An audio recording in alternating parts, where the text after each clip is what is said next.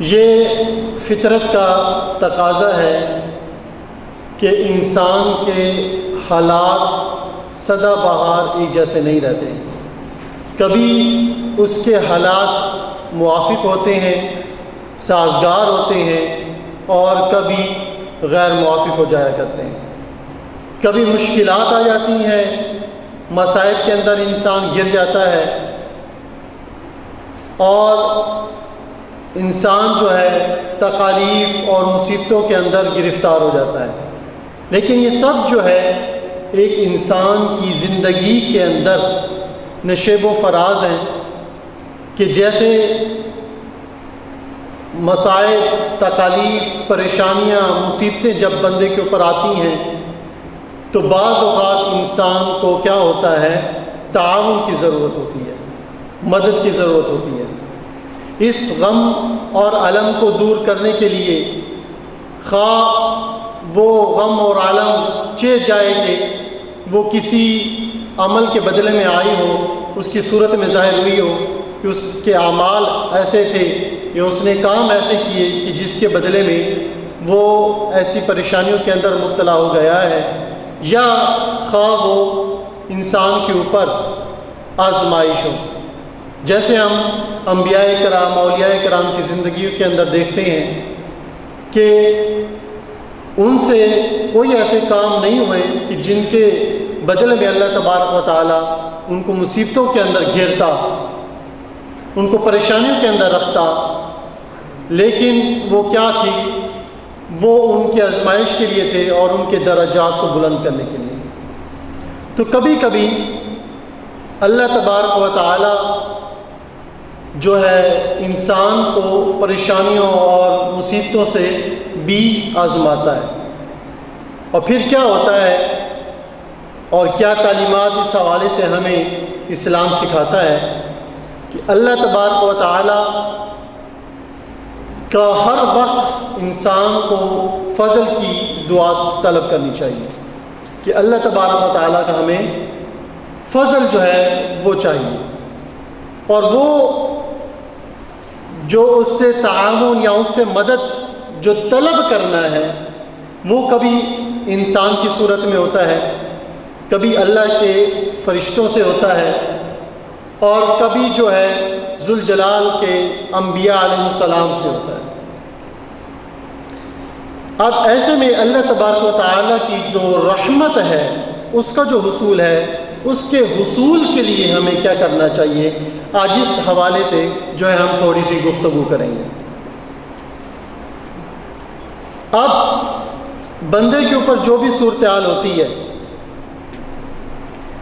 کہ وہ پریشان حال ہے، معاشی مسائل ہیں، معاشی بحران ہے، یا وہ ایسی مصیبت کے اندر ہے کہ ڈوبنے کو ہے، کشتی کے اندر ہے، جہاز میں ہے تو گرنے کو ہے، گھر میں ہے آگ لگ گئی ہے، جلنے کو ہے، کسی بھی طرح کی مصیبت کے اندر ہے، تو اس حوالے سے جو ہمیں اسلام کی تعلیمات ملتی ہیں، ایک تو ہے مادی وسائل جو ہمیں اختیار کرنے چاہیے، اس کا کوئی انکار نہیں ہے، صاف ظاہر ہے مادی وسائل کو بھی جو ہے پریورٹی بیس پہ رکھا جاتا ہے، اس کے مطابق عمل کرنا چاہیے. لیکن دوسرا روحانی طور پر بھی ہمیں اس کی تعلیمات ملتی ہیں، یہ نہیں کہ صرف مادی مسائل پہ ہم، اور اسی لیے یہ مذہب اسلام دوسرے مذاہب سے جدا ہو جاتا ہے.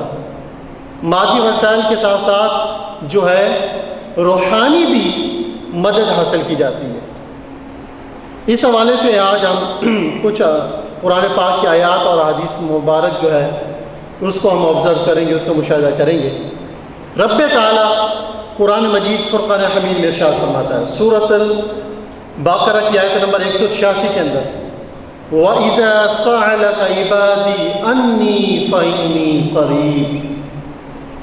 اور جب آپ سے، یعنی آپ علیہ الصلوۃ والسلام کی طرف یہ قاف ضمیر خطاب کیا جا رہا ہے اپنے نبی کو، وَإِذَا سَأَلَكَ کہ جب آپ سے سوال کریں، عبادی میرے بندے، عنی کس کے بارے میں، میرے بارے میں، فَإِنِّي قریب، تو فرما دیں کہ پس بے شک میں قریب ہوں۔ رب تعالیٰ کیا فرما رہا ہے کہ میں کیا ہوں؟ قریب ہوں، اپنے بندوں کے قریب ہوں۔ اجیب دعوت الداع، اجیب میں اجابت کرتا ہوں، قبول کرتا ہوں، دعوت الداعی دعا کرنے والے کی دعا کو، اذا دعانی جب وہ مجھ سے دعا کرتا ہے۔ تو یعنی جب میرا بندہ مجھ سے دعا کرتا ہے میں اس کو قبول کرتا ہوں۔ اب اس کے اندر کئی سوالات بھی ہیں، اعتراضات بھی ہیں کہ جب بندہ دعا ہی کرتا ہے، کئی عرصہ دراز سے ہی کر رہا ہے تو اس کی دعا ہی قبول نہیں ہوتی، تو اس کے کئی جوابات بھی ہو سکتے ہیں۔ یا تو مانگنے والے کے اندر کمی ہے، اس انداز سے نہیں مانگ رہا جیسے رب تعالیٰ نے حکم فرمایا ہے، مانگتا بھی ہے تو کیا ہوتا ہے، جو لوازمات ہوتے ہیں ان کو پورا نہیں کر پاتا، یا جو اسلام کی تعلیمات ہیں اس کے مطابق وہ نہیں مانگ رہا، یا یہ ہے کہ رب تعالیٰ کی رضا ہی اسی کے اندر ہے کہ اس کو مؤخر کر دیا جائے اس کی دعا کو۔ اور بعض صوفیاء حضرات یہ بھی فرماتے ہیں کہ بعض اوقات یہ ہوتا ہے دعا کے تاخیر ہونے کا سبب یہ بتاتے ہیں کہ رب تعالیٰ کو اپنے بندے کی گڑ گڑاہٹ، اس کا رونا اور اس کے مانگنے کا انداز اتنا پسند آ جاتا ہے، وہ کہتا ہے کہ بندہ مجھ سے بار بار مانگے، میری بارگاہ میں بار بار آئے، آج اس کی دعا کی اجابت ہو جاتی ہے تو یہ کل نظر ہی نہیں آئے۔ اور ایسے ہی ہوتا ہے، ہم ایسے ہی ہیں نا، غرض پسند ہے، جب مطلب پورا ہو گیا تو وہ بندہ ہی نظر نہیں آتا، تو بغیر کسی لالچ کے، بغیر کسی حرص کے بندہ دعا مانگے، یہ اس کے اندر کوئی جو ہے کراہت نہیں کہ بندہ مصیبت کے اندر، مشکلات کے اندر اپنے رب کو یاد کرتا ہے، کرنا چاہیے، لیکن سوال یہ ہے کہ کیا وہ صرف کسی ہی صورتحال کے اندر اپنے رب کو یاد کرتا ہے اور حالات میں بھول جاتا ہے اپنے رب کو؟ جیسے بزرگان دین یہ واقعہ سناتے ہیں کہ ایک شخص کسی پیر صاحب کے پاس آیا، ولی کے پاس آیا، اور اس نے کہا کہ مجھے کوئی وظیفہ عنایت فرمائے، رب تعالیٰ کا اسم اعظم جو ہے وہ سکھائیں مجھے۔ تو آپ نے فرمایا کہ اسم اعظم جو ہے اس کو سیکھنا بہت جرأتوں اور محنتوں کا کام ہے۔ آپ نے فرمایا کہ نہیں، مجھے سکھائیں، میں سیکھنا چاہتا ہوں۔ اور کیسے؟ میں تو ذکر کرتا رہتا ہوں رب تعالیٰ کا، اس میں جلالہ کا، لفظ اللہ کا بھی ذکر کرتا رہتا ہوں، اس کی صفات کا بھی، لیکن وہ فیوز اور وہ برکات مجھے حاصل نہیں ہو رہی جو اس میں جلالت، اس میں اعظم کے کرنے سے ہوتی ہیں۔ تو وہ کیا چیز ہے، کیا طریقہ ہے، کیسے ہونا چاہیے؟ آپ نے فرمایا کہ صبح آ جانا، صبح آ جانا، فجر کے ٹائم۔ جب وہ آیا تو باہر تو مرید کھڑے تھے، تو ان کو پہلے ہی پیر صاحب نے حکم دے رکھا تھا کہ اگر وہ بندہ آئے تو تم لوگوں نے کیا کرنا ہے، ساتھ ہی چھوٹا سا تالاب تھا۔ تو وہ جب آیا تو ان مریدوں نے اس کو دھکا دیا کنویں کے اندر، وہ تالاب کے اندر، اور وہ پانی کے اندر گر گیا۔ اور اب وہ کیا کرنے لگا؟ اللہ کو یاد کرنے لگا، اے اللہ مجھے بچا لے، اے اللہ مجھے بچا لے۔ تو اب وہ اس کے اوپر جو کیفیت تھی، جو اس کے اوپر جو اثرات تھے اس وقت جب وہ رب تعالیٰ کو یاد کر رہا تھا، تو پیر صاحب آئے اور فرمایا کہ اس حالت کے اندر جب تو اسم اعظم کا ورد کرے گا تب اثر ہوگا۔ تو جب ہم دعا کرتے ہیں ہمارے اوپر وہ واردات ہی نہیں ہوتی، ہماری وہ کیفیات ہی نہیں ہوتی، ہمارے اوپر اس طرح کے اثرات ہی نہیں ہوتے، تو کیسے ہم رب تعالیٰ کا ذکر کریں؟ اور ہم چاہتے ہیں کہ وہ فیوزات اور وہ برکات حاصل ہونی چاہیے جو اولیاء اللہ کو ہوتی ہیں۔ اس کرب کے اندر، اس خشیت کے اندر، خشیت کس چیز کا نام ہے؟ خشیت الہی، بار بار اردو کی کتابوں میں پڑھتے رہتے ہیں خشیت الہی خشیت الہی.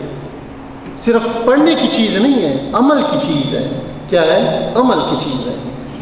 جیسے کہ میں نے پچھلے جمعے کے اوپر بھی کہا تھا کہ خشیت الہی یہ ہے کہ بندہ کوئی بھی کام کرنے سے رکتا ہے جو رب تعالیٰ نے منع فرمایا ہے، اس وجہ سے نہ رکے کہ وہ اس کو ناپسند کرتا ہے، اس وجہ سے رکے کہ اس کو رب تعالیٰ نے منع کیا. اللہ کے ڈر اور خوف کی وجہ سے خشیت الہی ہے. اور اس کے کئی معنی ہو سکتے ہیں. یہ نہیں کہ میں اس تعریف کو اسی کے اندر ہی بند کر رہا ہوں، قلم بند کر رہا ہوں، نہیں. اور کئی تعریف ہوتے ہیں، لیکن ایک اس کا جز یہ ہے، خشیت الہی یہ ہے کہ بندہ کوئی بھی کام جو کرنے سے اس کو منع کیا گیا ہے، نہیں یعنی منکر کہا گیا ہے، اس لیے نہ کرے کہ وہ رب تعالیٰ سے ڈرتا ہے، اس کو خوف ہے.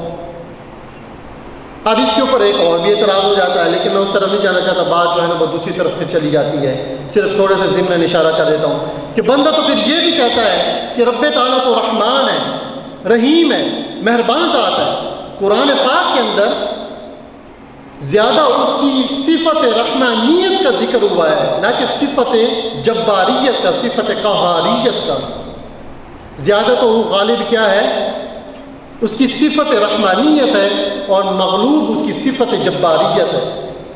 تو پھر آپ کیسے یہ کہتے ہیں کہ کوئی بھی کام بندہ کرے اور کرنے سے رکے تو اس کے خوف کی وجہ سے کرے، اس کے ڈر کی وجہ سے اس کام کو چھوڑ دے، بلکہ اس وجہ سے بھی تو کر سکتا ہے، چھوڑ سکتا ہے کہ وہ کتنا رحمان ہے، رحیم ہے، 70 ماؤں سے بھی زیادہ پیار کرتا ہے، بندے کو بخشنے کے اتنے قریب ہے. حدیث پاک کے اندر آتا ہے کہ بندہ اگر خوف کی وجہ سے، اللہ کے ڈر کی وجہ سے، جہنم کے خوف کی وجہ سے اگر روتا ہے اور صرف اتنا آنسو نکل آتا ہے مکھی کے پر کے برابر بھی، تو رب تعالیٰ اس کو بخش دیتا ہے.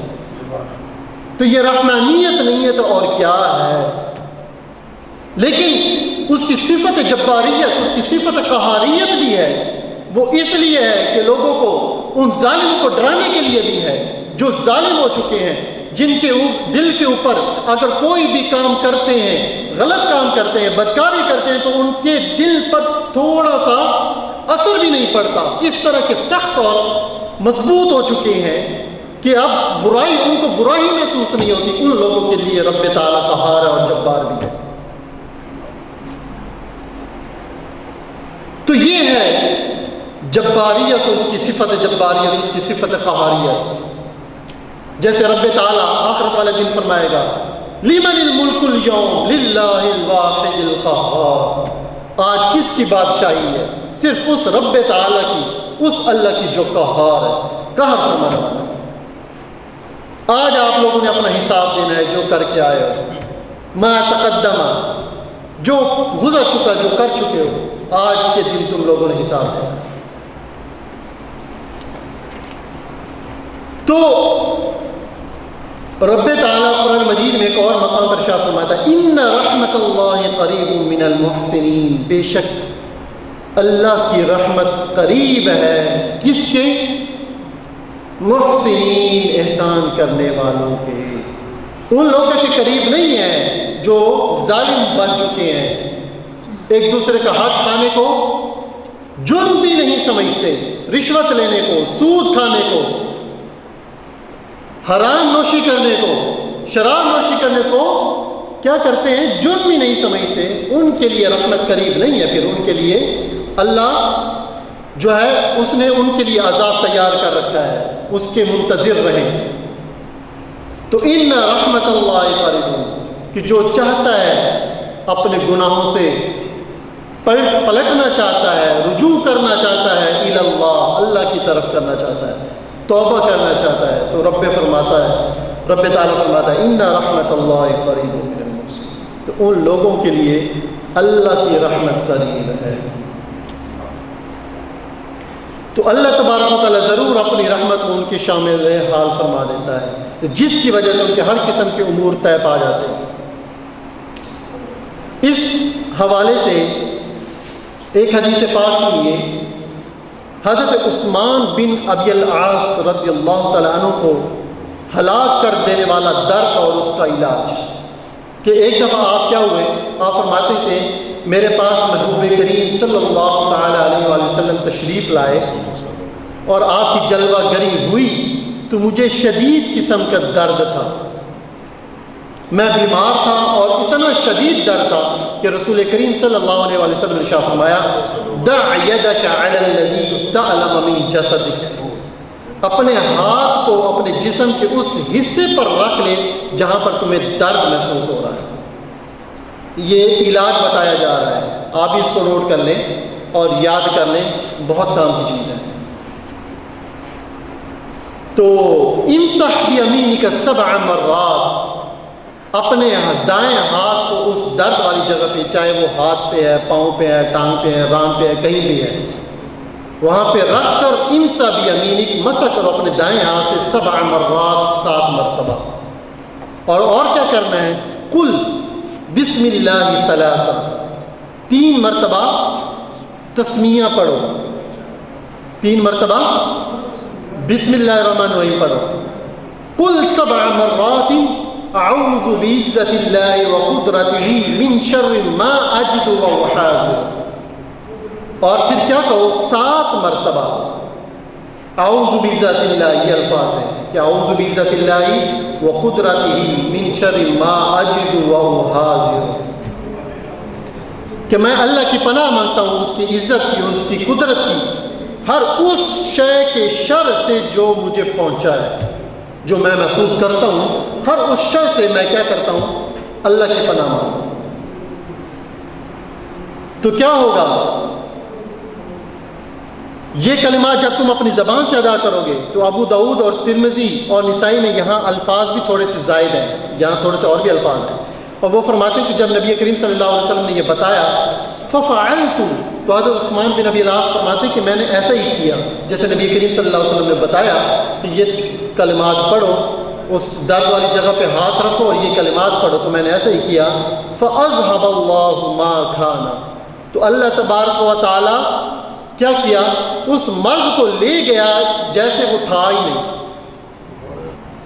کہ لم ازل امر به اہلی، اور میں اس ورد کا اپنے اہل کو بھی حکم دیتا رہا، اپنے بچوں کو، اپنی فیملی کے ممبروں کو بھی یہ وظیفہ جو ہے پھر میں بتاتا رہا. اب اصل میں بات کیا ہے؟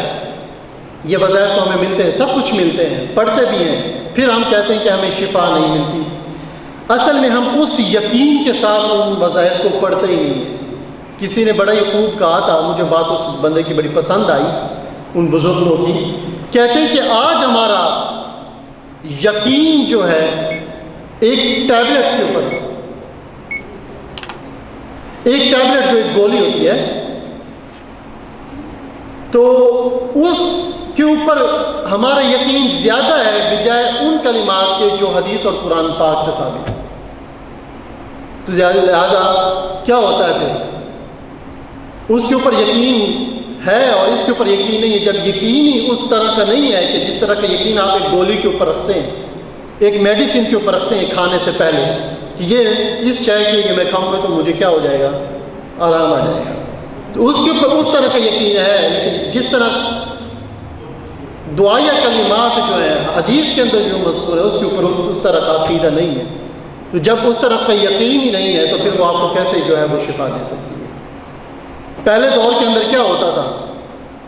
یہ غور سے سنیے. پہلے دور کے اندر یہ ہوتا تھا جب کوئی بندہ بیمار ہوتا تھا تو کیا ہوتا تھا؟ پہلے دم درود کیا جاتا تھا. قرآن پاک کی آیات، سورۃ الفاتحہ پڑھی جاتی، سورۃ الفاتحہ کو سورۃ الشفا بھی کہتے ہیں نا.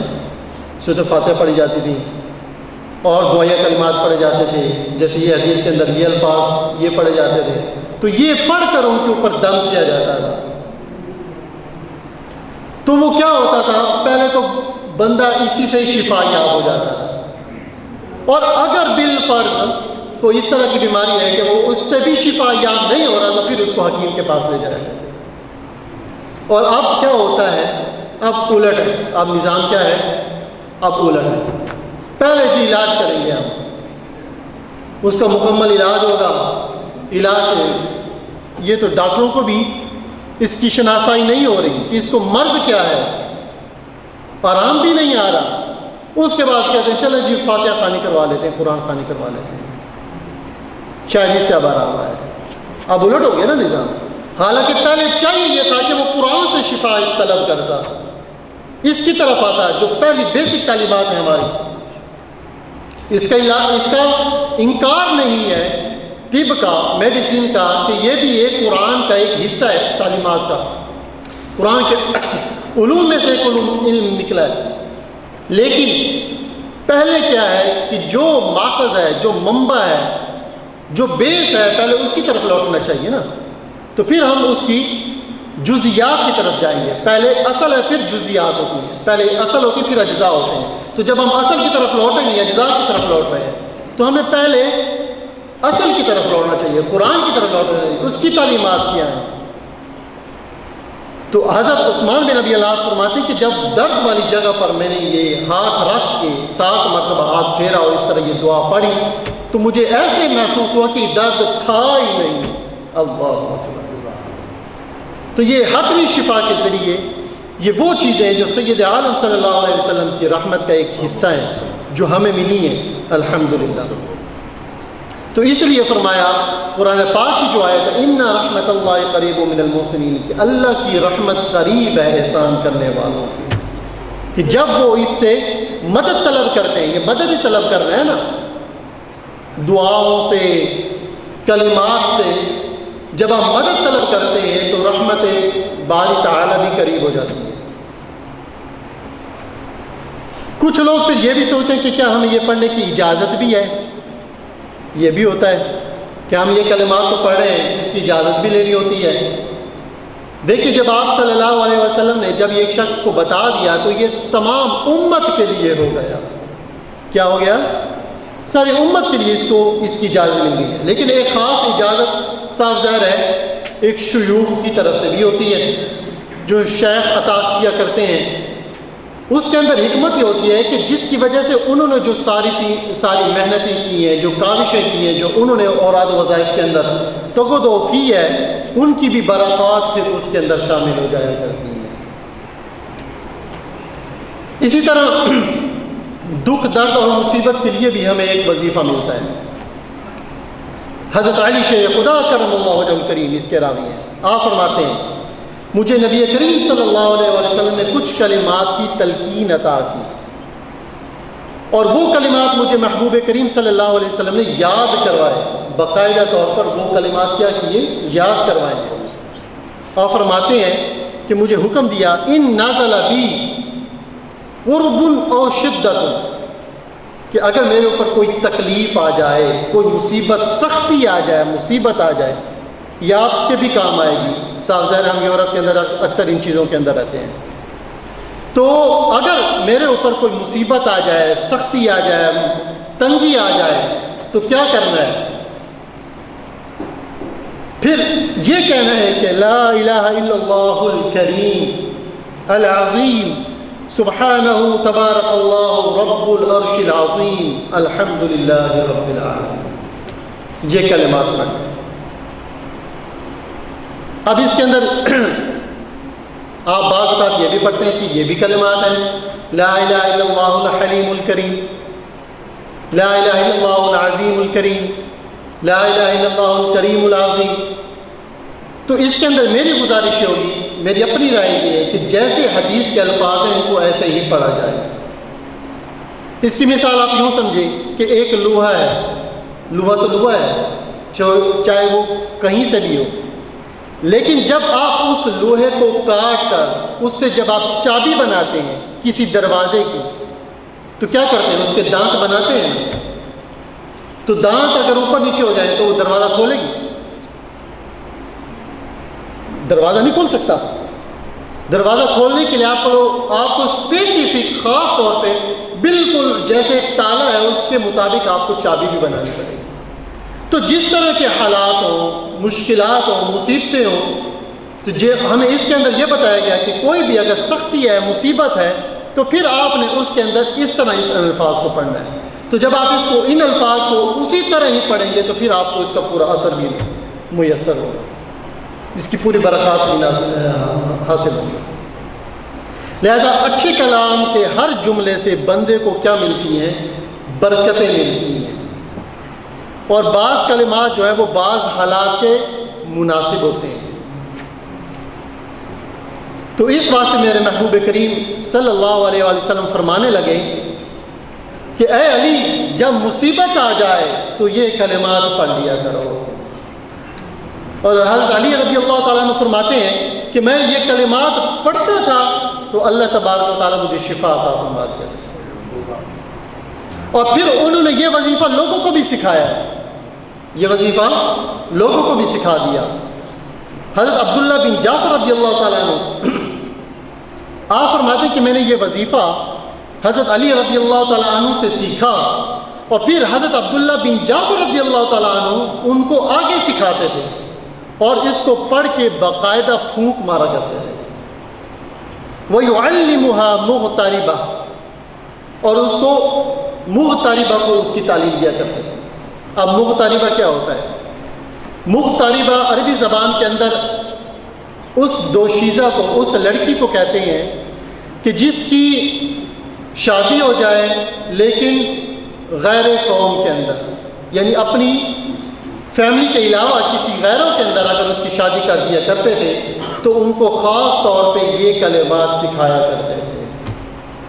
دیکھیں کتنے خوبصورت الفاظ ہیں، اور اس طرح کی تعلیمات ہیں، ہمیں معلوم ہی نہیں ہے کہ یہ کلمات سکھایا کرتے کہ بیٹی یہ کلمات پڑھتے رہا کرو، تمہاری زندگی خوشگوار گزرے گی اس خاندان کے اندر۔ تو یہ بالخصوص بچی کو تو ضرور یاد کرو، حضرت عبداللہ بن جعفر یہ بچی کو ضرور دعا یاد کروایا کرتے تھے کہ جن کی شادی جو ہے دوسرے خاندان کے اندر ہو جایا کرتی تھی۔ تو لہٰذا اس لحاظ سے ہمیں بھی کیا ہے، اس دعا کو سیکھ کر اپنی بہنوں کو، اپنی بچیوں کو یہ دعا سکھانی چاہیے، ضرور یاد کروانی چاہیے، جو ہمارے لیے قدم قدم پر کیا ہیں، رحمت اور برکتوں کا نزول کا سبب بنتی ہیں۔ اسی طرح حضرت علی رضی اللہ تعالیٰ عنہ سے ایک اور روایت ہے، آپ فرماتے ہیں کہ مجھے رسول کریم صلی اللہ علیہ وسلم نے ارشاد فرمایا، الا اعلمک کلمات، کہ میں تجھے کچھ کلمات نہ سکھا دوں؟ حضرت علی رضی اللہ تعالیٰ عنہ نے فرمایا، بلا، کیوں نہیں اے نبی کریم صلی اللہ علیہ وسلم۔ آپ نے فرمایا، اذا وقعت فی ورطۃ قلتها، کہ جب تو کوئی کسی دکھوں کے، غموں کے بھنور کے اندر پھنس جاؤ، اس کے اندر آ جاؤ، تو پھر تم یہ کلمات پڑھ لیا کرو کہ تمہیں ان غموں اور دکھوں کے اندر یہ فائدہ دیا کرے۔ تو حضرت علی نے فرمایا، بلا، کیوں نہیں، جعلنی اللہ فداک، کہ مجھے اللہ تبارک و تعالیٰ آپ پر فدا کرے، قربان کرے۔ سبحان اللہ۔ تو میرے محبوب کریم صلی اللہ علیہ وآلہ وسلم آپ مجھے بتائیں وہ کون سے کلمات ہیں کہ جس کے ذریعے سے میں دکھوں اور غموں کے بھنور سے نکل سکتا ہوں، جس کی آج ہمیں بہت ضرورت بھی ہے۔ تو نبی کریم صلی اللہ علیہ وآلہ وسلم نے فرمایا، قل، کہو تم، بسم اللہ الرحمن الرحیم، ولا حول ولا قوة الا باللہ العلی العظیم، اور ساتھ یہ بھی ملا کے پڑھو، ان اللہ یصرف بها ما شاء من انواع البلاء، ان اللہ یصرف بها ما شاء من انواع البلاء۔ تو کیا ہوگا، اللہ تبارک و تعالیٰ ان کلمات کی برکت سے تمہیں سارے جتنے بھی قسم کے دکھ ہوں گے، تکلیفیں ہوں گی، ان تمام سے تم کو راحت پہنچا دے گا۔ اسی طرح بعض اوقات ہمارے اوپر کچھ ایسی مصیبتیں بھی ہوتی ہیں جو محسوس ہی ہوتا ہے کہ اب یہ کھلنے کا نام ہی نہیں لیتی، مغلق ہیں، بند ہو چکی ہیں، اور ایسی مصیبتیں جب بندے پر آتی ہیں اور جہاں یہ لگے اس کو محسوس ہی ہوتا ہے کہ اب یہ دکھوں کا دروازہ اس کے لیے نہیں کھل سکتا، وہ دروازے بھی کچھ کلمات سے جو ہے وہ کھل جایا کرتے ہیں۔ جیسے وہ پہلے کبھی دروازے بند ہوئے ہی نہیں تھے۔ مثال کے طور پر ہمیں مثال ملتی ہے، جیسے ایک وہ بندہ کہ جس کی آنکھیں ہی نہ ہو، جس کے سننے کے لیے کان ہی نہ ہو، اب اس کے لیے تو کیا ہے، پورا جہانی تاریخ ہے، اس کو کچھ نظر ہی نہیں آتا۔ لیکن یہاں بھی اللہ کے فضل سے ایسے رحمت کے حصول کے پھر بھی اسباب موجود ہیں کہ جس وقت بندہ متوجہ ہو جاتا ہے اور اللہ کی رحمت پر یقین رکھتا ہے اور اس کے فضل کا متلاشی ہوتا ہے، تو کیا ہوتا ہے؟ حضرت عثمان بن حنیف رضی اللہ تعالیٰ عنہ فرماتے ہیں کہ ایک نبینا آدمی سید عالم صلی اللہ علیہ وسلم کی بارگاہ میں آیا اور کہنے لگا، ادعو اللہ ان یعافینی، اے محبوب کریم صلی اللہ علیہ وسلم اللہ کی بارگاہ میں میرے لیے دعا کرے کہ وہ مجھے عافیت بخش دے، آنکھیں نہیں ہیں تو آنکھوں کا نور واپس آ جائے۔ اللہ اکبر۔ تو اب معلوم ہوا کہ رسول کریم صلی اللہ علیہ وسلم کے پاس دینے کے لیے اتنا کچھ ہے کہ لوگ بھی ان سے مانگنے کے لیے آ رہے ہیں۔ تو اب جس وقت شخص نے مانگا تو محبوب کریم صلی اللہ علیہ وسلم فرمانے لگے، ان شئت اخرت لک، اگر تو چاہتا ہے تو میں تیرے لیے اس کو مؤخر کر دیتا ہوں، وَهُوَ خیر، اور یہ تیرے لیے بہتر ہے۔ یعنی اگر تو دعا نہ کروائے، اسی تکلیف کے اوپر ہی صبر کرے، تو تمہیں آخرت کے دن اس کا بہت بڑا انعام ملے گا، بہتر ہے تیرے لیے۔ انکار نہیں کہا، فرمایا وَإِن شِئْتَ دعوت، اور اگر تو چاہتا ہے تو میں تیرے لیے دعا کر دیتا ہوں۔ اللہ اکبر۔ یعنی اگر تم چاہو اس حالت میں صبر کرو تو اس صبر کا پھل بہت بڑا ملے گا تمہیں قیامت والے دن، اور اگر تم چاہتے ہو تو میں دعا کر دیتا ہوں۔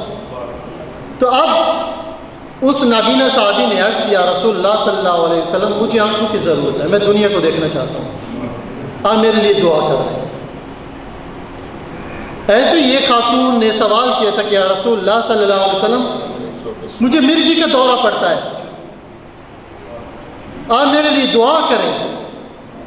تو آپ صلی اللہ علیہ وسلم نے اس عورت کو بھی اختیار دیا تھا، ان شئتی، اگر تو چاہتی ہے تو میں تیرے لیے مؤخر کر دوں اس دعا کو، کیا ہوگا؟ اس کا انعام تجھے آخرت کے اندر جنت ملے گی، اور اگر تو چاہتی ہے کہ یہ تکلیف دور ہو جائے تو پھر میں تیرے لیے دعا کر دیتا ہوں۔ اللہ اکبر۔ تو ہر ایک اپنا اپنا ذوق تھا۔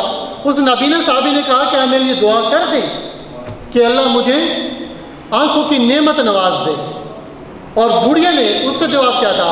وہ کہتی میں اس پہ صبر کرنا چاہتا ہوں کہ اللہ مجھے جنت عطا فرما دے۔ اللہ اکبر۔ تو اب جو اس صحابی، جو نابینا صحابی تھے، ان کا بھی کوئی ناقص فیصلہ نہیں تھا کہ نبی کریم صلی اللہ علیہ وسلم نے ان کو اختیار دیا تھا۔ اگر سارے ہی جنت مانگتے تو یہاں پہ یہ بھی ایک شک ہو سکتا تھا۔ دیکھیں نا، ہر ایک بات کے اندر حکمت ہوتی ہے۔ اگر ہر کوئی صبر کرتا، جنت ہی مانگتا، تو شاید شک کرنے والے، دیکھیں ہر دور کے اندر معترض موجود ہیں، ہر دور کے اندر لوگوں کی مینٹیلٹی، ذہنیت ایسی رہی ہے کہ وہ کسی نہ کسی شے کے اندر کیڑا نکالتے ہیں۔ تو شاید یہاں بھی شک کرنے والا یہ شک کر سکتا تھا کہ سارے تو لوگوں نے صبر کیا، جنت مانگی، تو اگر نعوذ باللہ آپ صلی اللہ علیہ وسلم کے اختیار میں ہوتا تو آنکھیں عطا فرما نہ دیتے، جنت کی تلقین ہی کیوں کرتے؟ اختیار میں ہوتا تو آپ کرتے، لیکن نہیں، اس نابینا صحابی نے کہا کہ میرے لیے دعا کر دیں۔ اللہ اکبر۔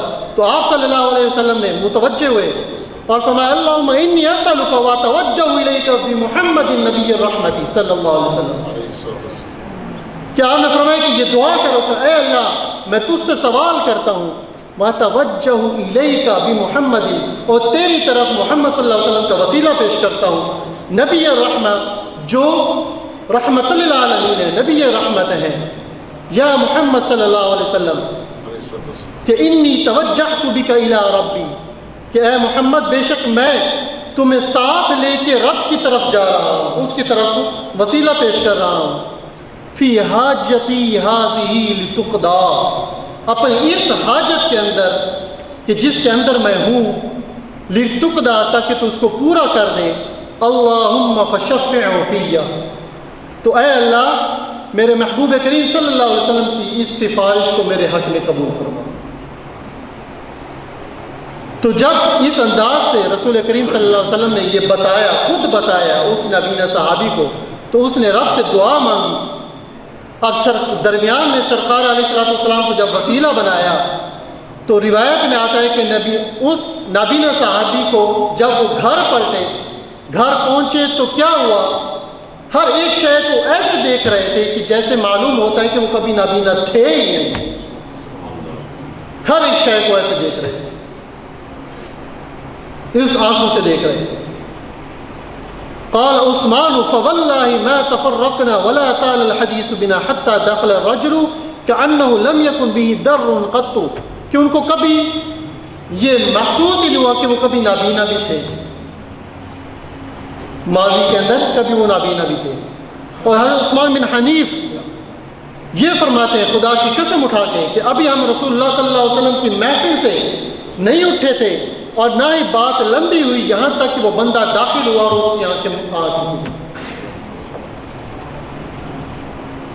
ایسے ہی ایک بندہ حضرت عثمان غنی رضی اللہ تعالیٰ عنہ کے پاس آ گیا. اس کو کوئی مسئلہ تھا اور وہ حل کروانا چاہتا تھا, تو کئی دن وہ آپ کے پاس آپ کی بارگاہ میں آتا رہا لیکن اس کو اس کا حل نہ مل سکا, اس کا مسئلہ حل نہ ہو سکا.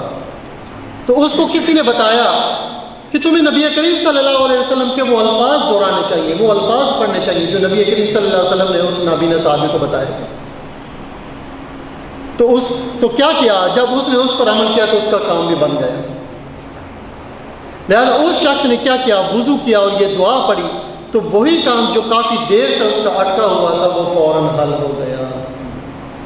اس سے پتہ چلا کہ نبی کریم صلی اللہ علیہ وسلم کی طرف سے ہمیں احادیث کے اندر جہاں ہمیں جگہ جگہ پہ اصلاح کے لیے تعلیمات ملتی ہیں, معاشی مسائل کے اندر اور معاشرتی مسائل کے اندر اور اپنی اس زندگی کے اندر جتنے بھی معاملات ہیں ان کے اندر ہمیں تعلیمات اور ان کی اخلاقیات کے اندر ہمیں اس کی رہنمائی ملتی ہے. ایسے ہی ایک احادیث اور قرآن کا ایک سلسلہ وہ بھی ہے کہ جو ہمیں جہاں سے روحانی فیض ملتا ہے اور شفا ملتی ہے. تو لہٰذا اس سے پتہ چلا کہ جو بھی قلبی یقین کے ساتھ یہ کلمات پڑھے گا یقیناً اس کو اللہ تبارک و تعالیٰ کی طرف سے رحمتوں کے حصول کی نوید بھی مل جائے گی, اس کو شفا بھی مل جائے گی. تو اللہ تبارک و تعالیٰ کی بارگاہ میں دعا ہے کہ اللہ تبارک و تعالیٰ ہمیں اس قلبی یقین کے ساتھ, ذہنی اور قلبی یقین کے ساتھ ان کلمات کو پڑھنے کی توفیق عطا فرمائے. اور جتنے بھی ہماری پریشانیاں ہیں, مصیبتیں ہیں, مشکلات ہیں, اللہ تبارک و تعالیٰ اپنے قرآن اور آپ علیہ الصلوۃ والسلام کے الفاظ کی برکتوں سے ان کو حل فرمائے. وآخر دعوانا